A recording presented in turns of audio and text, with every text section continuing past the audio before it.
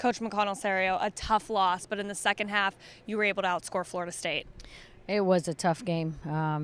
Just didn't get off to a great start. I think Florida State, right off the bat, competed and took us out of our rhythm and disrupted what we want to do. They were physical.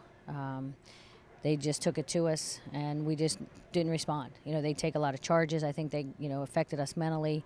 Players afraid to make plays, afraid to penetrate with the way they jump in front of you on your drives, and really just disrupted what we wanted to do offensively too. So I credit their defense, but we did a lot of things that were uncharacteristic of us. The turnovers that we had, a lot of air balls, like just decision making overall wasn't where we needed to be tonight to compete against a top 20 team. So disappointing loss, but you're right. We did come back in the second half and outscore them, and had opportunities to cut it bigger into the lead, and had missed opportunities there as well.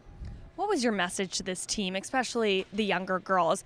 It's a tough ACC game, but what did you say to them in the locker room? Well, we have to learn to play on the road. You have to be 10 points better than your opponent to be able to come away with a win on the road.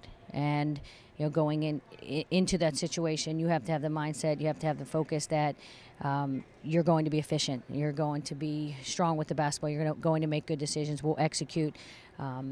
Scoring the basketball is something that had been coming easier for us as of late, and so it was frustrating, it was disappointing for us when we weren't scoring the basketball, and I think frustration set in. But we just talked about coming out in the second half of not quitting and cutting into that lead in each segment of the second half, and we did outscore them in the second half. So take away some good things, but for us to close the gap against the top teams, we need to learn to compete on the road and find a way to win.